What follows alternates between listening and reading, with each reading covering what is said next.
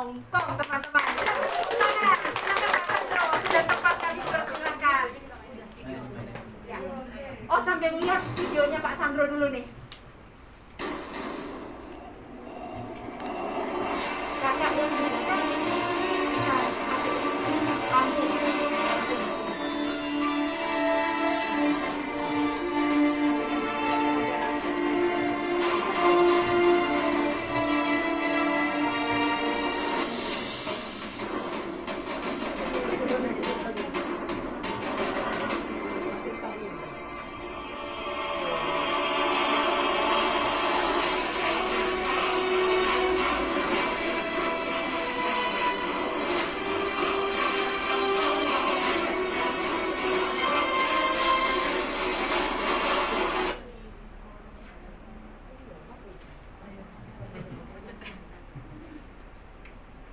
Ini juga salah satu yang harus dipelajari, macet.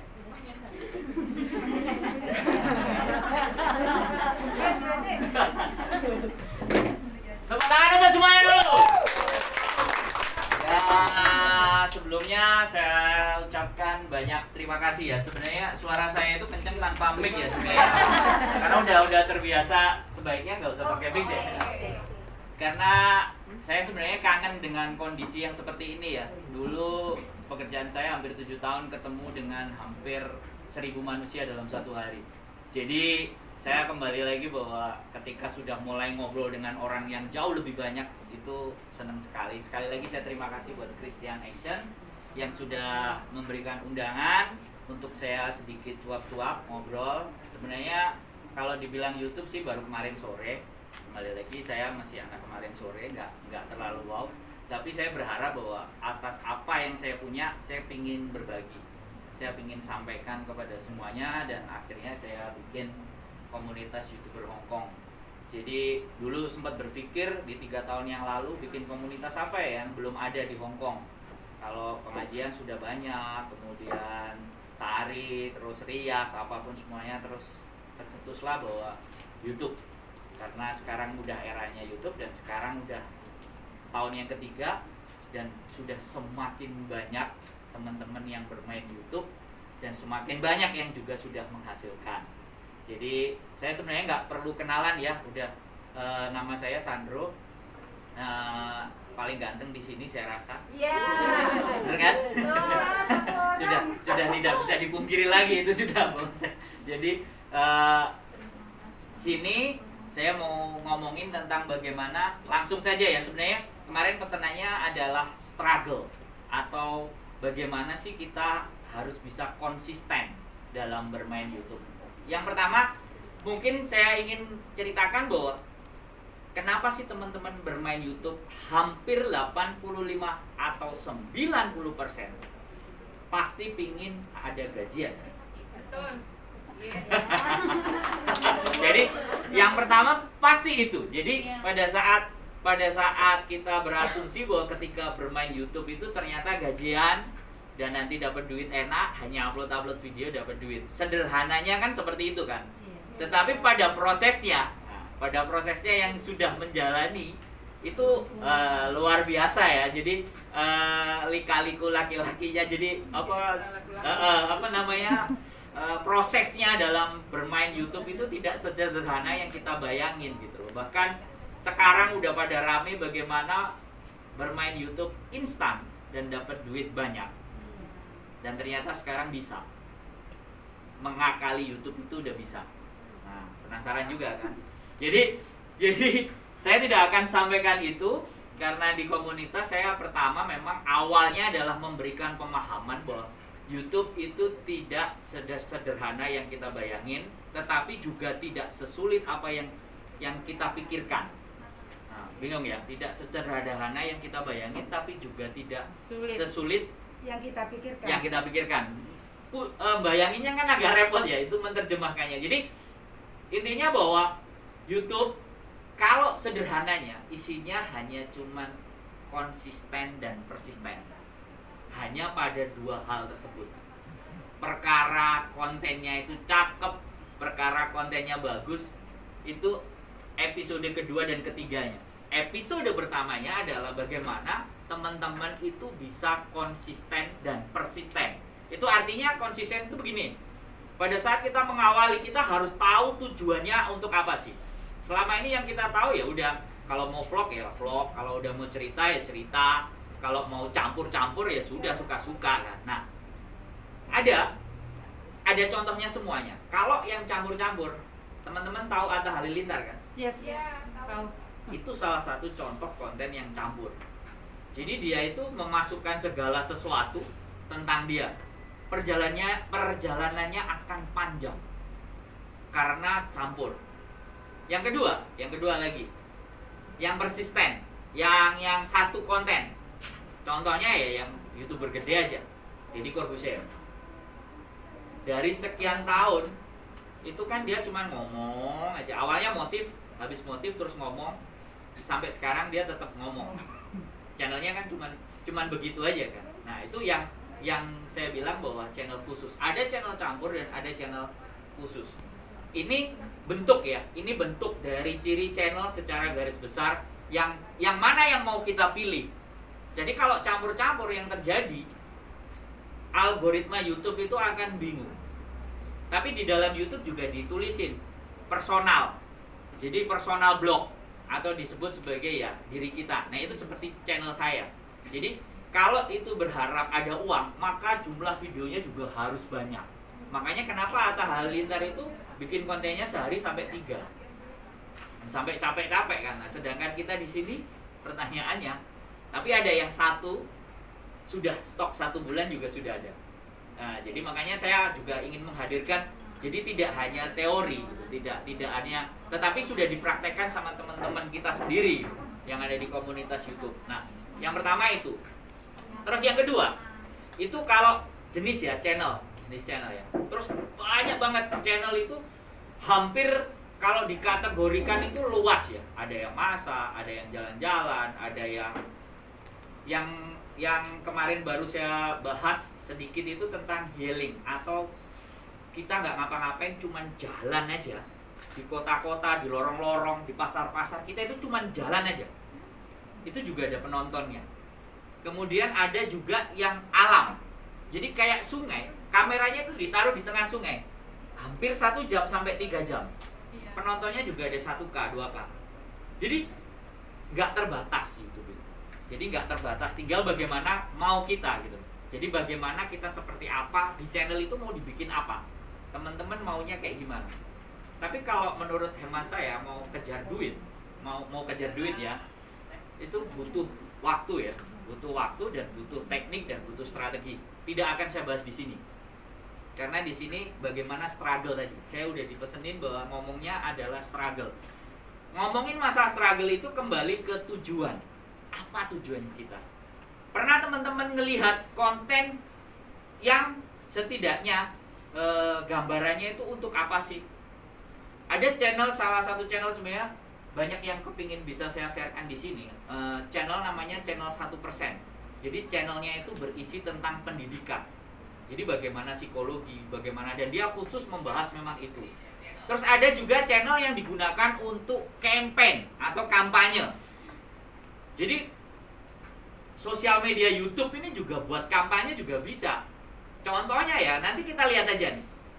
Teman-teman kalau pernah nonton Mardi Guowi itu tidak cari uang dari channel YouTube-nya, tapi dia mengkampanyekan bahwa nasionalisme dan kebanggaan terhadap Indonesia. Karena dia dulu terluka, jadi channelnya itu digunakan untuk merubah pola berpikir, digunakan untuk bagaimana caranya orang-orang ini jadi ngerti bahwa bangsa kita itu sebenarnya bangsa yang besar. Bahkan ada juga channel yang ceritanya tentang sejarah, kayak perang Paregrek, bagaimana Majapahit. Kalau diterjemahin itu banyak banget dan gak karu-karuan. Tetapi saya coba ingin spesifikkan bahwa channel yang akan kita bahas di sini adalah yang masak. Ini saya kerucutkan. Ya dari yang lebar kan, dari yang lebar omongannya kerucut ke jadi yang masak, iya kan? Karena apa sih? Masak itu teman-teman mungkin ya kalau yang jaga nenek nggak masak sih. Tapi kalau yang biasa aja, yang rata-rata kan masak, dan itu dilakukan setiap hari. Dan itu bisa jadi simpenan untuk rezeki di masa mendatang. Nah, hari ini saya tidak ingin hanya sekedar menyampaikan secara teori bahwa buktinya juga ada. Sebenarnya saya juga mau tunjukin sih sebenarnya ada channel memang kalau kemarin dipesenin sih untuk bagaimana slide-nya. Di sini juga ada orangnya.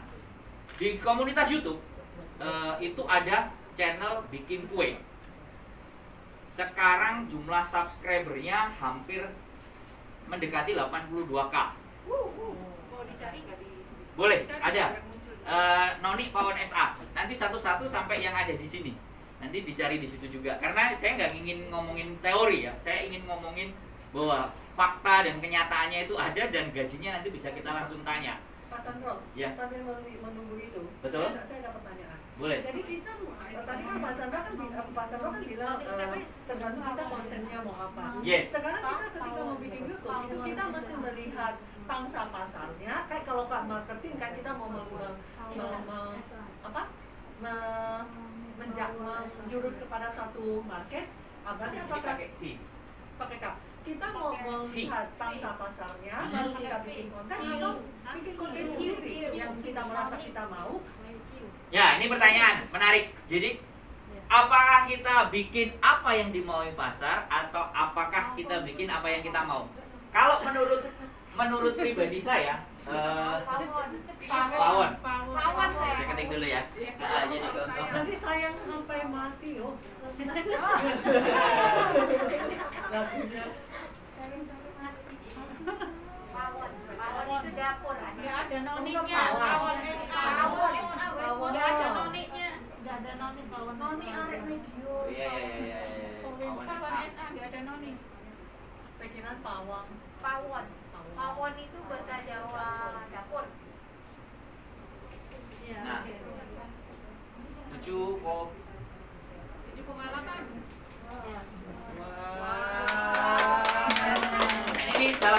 Ini salah satu ya. Ini salah satu bagi saya ya. Nah, stop, boleh di stop dulu. Jadi ini adalah salah satu hasil dari komunitas YouTube ya. Saya sebenarnya nggak mau klaim karena saya sebenarnya konfirmasi aja sama dia karena dari start awal komunitas ada dia, kemudian ada satu lagi juga Rani Anca, berikutnya ke bawah lagi ada Najwa, ke bawah lagi ada itu yang stratanya di atas 10K, bawahnya lagi ada Ipah, orangnya ada di belakang, di bawahnya lagi ada Samad Kuzaimah. Jadi saya udah bawa contohnya. Nah sekarang saya mau jawab pertanyaan dari Bu Terenia bahwa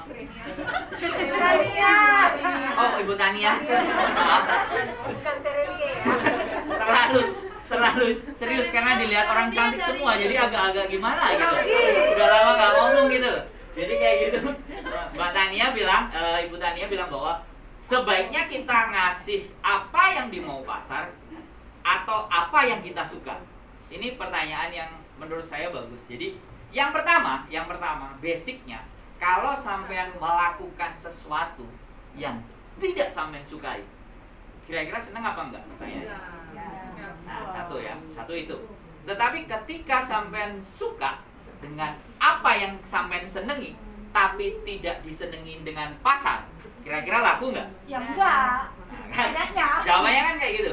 Jadi jatuhnya adalah sesuatu yang kita senengin dan lagi diminatin pasar. Mikir kan? Bener nggak? Jadinya kita mikir. Misalnya ya, tapi untuk di awal sebaiknya yang sesuai apa yang kita suka dulu. Jadi untuk melangkah awalnya dulu, makanya di komunitas saya selalu bilang ketika ada yang baru datang, aku mau bikin channel gini, bingung, saya selalu jawabannya, udah Mbak, apa yang kamu senang uploadan aja. Aku bilang kayak gitu. Nanti setelah 10 konten, 20 konten, setelah dilihat, kok kontenku gila nih ya? Itu akan dengan sendirinya, kok seperti ini ya? Kok kayak gini ya? Kok editannya amburadul? Nah, disitulah saatnya kita mengevaluasi. Tetapi yang pertama adalah kita mencoba dulu kan. Jalanin dulu gitu loh. Setelah dijalanin, baru akhirnya, oh mungkin kalau bertanya, kalau bisa nonton tutorial ya ditonton tutorial. Kalau malas sudah capek malam nonton tutorial, ya udah minggu datang aja di komunitas YouTuber Hongkong. Tanya, ngeditnya kayak gimana, mau seperti apa, bagaimana. Jadi tinggal datang, tanya. Karena apa? Ketika kalian dipikirkan dengan sendiri, stres nggak? Jadinya YouTube nggak jadi seneng. Jadi mikir kan. Tetapi kalau kalian datang di tempat di mana orang yang menyukai hal yang sama, kira-kira yang terjadi apa? Nah, aku nggak promosi komunitas loh ya. Aku nggak promosi komunitas. Tapi saya cuma menyampaikan bahwa pada faktanya ketika kita berkumpul dengan orang-orang yang punya frekuensi yang sama, yang terjadi menjadi sebuah kekuatan. Akhirnya kepercayaan diri muncul. Banyak yang datang ke tempat saya ya. Oh buaya ke tempat saya. Banyak yang datang ke komunitas, aku nggak bisa ngomong. Begitu deket dengan saya ngomong, aku kok ya wis wani ngomong, ya kok wis wani ngomong. Awalnya dulu malu ya. Terus lama-lama jadi malu-maluin gitu loh. Kan jadi lebay. Ya jadi kan seperti itu ya. Karena apa? Karena di komunitas itu kita saling menularkan energi positif, itu aja sih. Cuman kembali lagi bahwa ada yang libur malas mikir lah, jalan-jalan aja ya oke lah, no problem, dan kita bebas. Jadi di situ ya, untuk konten, kembali lagi untuk konten. Ini yang Pawan SA. Aku nggak ngerti kok tulisannya ini ya. 78,5 harusnya. 7,85. Oh, bukan dia wannya, dia itunya man, itu 10 Oh ribuan. sebentar, aku cek karena ini bahasanya ini di Hong Dia Kong. 78 ini berarti Saya coba ganti Indonesia deh. angkanya nolnya 4, berarti 7,85 40 berarti enggak. Ini Indonesia. Ini Kan dia koma berarti bisa bahasa sini. So English is better. Ah, boleh. Kayak. Terima kasih, assalamualaikum dan Bang, sini dulu bang, sini dulu bang. Oh, Belum di sini. dulu duduk Oh. kok. Oke. Jadi terima kasih ya untuk Bang Sandro. Nama lengkapnya Sandro Egi Arifian. betul sekali. Jadi kalau teman-teman nanti mau belajar, Bang, ini nyarinya Bang Sandro di mana? Saya ya, campnya komunitas YouTuber Hongkong di bawah imigrasi exit A5. Oh, emigrasi. Iya, Emigrasi pos Hansip Wancai. Hongkong. Nah, Wancai. Oke, migrasi Wancai exit A5 teman-teman. Kalau mau ke sana langsung samperin. Nanti kalau misalnya dia mau minta nomor HP langsung aja ya sama Bang Sandro habis ini. Dan kami dari Christian Action, dari Migrant Training Center dan Prospera ingin memberikan tanda kasih kepada Bang Sandro, dan kami mengundang Ibu Tania untuk bisa memberikan tanda kasih tersebut. Silahkan. Dan Kak Michael untuk bisa maju ke depan, Kak Michael. Wah. Ya. Terus kemudian Kak Vivi silakan ke sini untuk juri dan kita foto bersama sebentar.